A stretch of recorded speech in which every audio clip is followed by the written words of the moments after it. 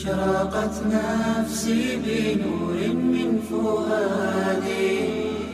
حتى سيرة وحكوتها في السنن قال هذا مركي الله سوق بتقارك والنبي يقول حول جري مسجد كل حرة ثمامة بن عثال كمدا في صحيح البخاري رحمه الله سري النبي قدري مركز النبي سوق بتان مركز النبي الله كاني ما قرنا سنين كان ما قرنا إنه وثمامة بن عثال وملك اليمامة هل قال يقول حرة يقول مسجد كل حرة يقول حرة ساجد كواجل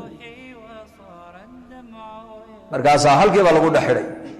markaa nabigu reerihiisii uu tagay cunto uga soo qaaday hashi irmaanida nabiga noo maalay caanaheegina uga soo qaaday markaasuu nabigu halkii ugu keenay oo aacab oo nin xidhxidhan markuu cuntadii siiyey oo caanaheena ka bisiyay buu ku yiri yaa Thamaama iska soo islaam markaasuu ma islaamay buu in taqtul daadamin wa in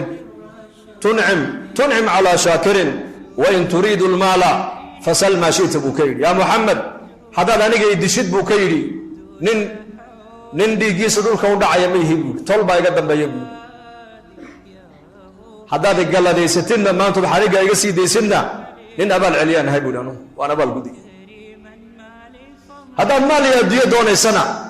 شيء واحد دون توقفينه لكن حريقة يجسي ده markaa nabigu kaleey salaatu wasalaam wuxuu ku yiri may kuma sii deynina buu ka yiri habeenkii buu halkii ku bariyay cashadii buu nabigu hadana u keenay hashi nabigu caanaha uu ka maalayay isaga looga maalayay ayuu nabigu kaleey salaatu wasalaam isaga ayuu u keenay caanihiisa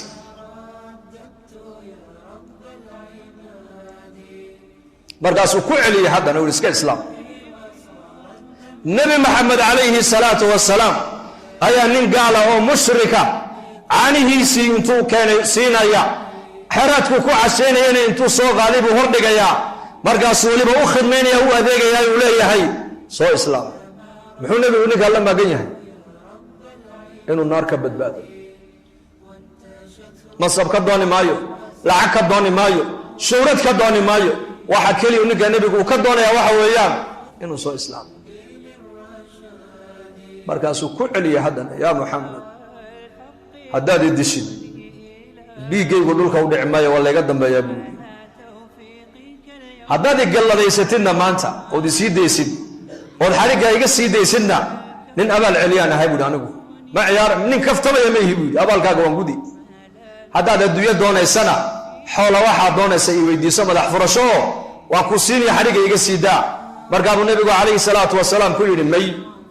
markaasuu dee waa hagaag aniguna ma islaamaya buuri haddana maalintii saddexaad sidii sile buu nabigu ninkii ugu khidmeeyey xeraadkii buu u keenay caanihii buu u keenay markaasuu yidhi yaa Thamaama iska soo islaam sidii uu isaguna ku jawaabay markaa buu nabigu saxaabadiisii ku yidhi dilkiisu waxbay noo tari maayo xadhigga ka sii daaya iska socday buu yidhi sii daaya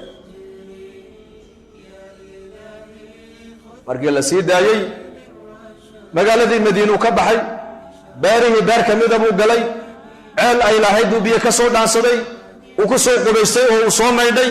masaajidkii nabigeena uu ku soo noqday isaga oo leh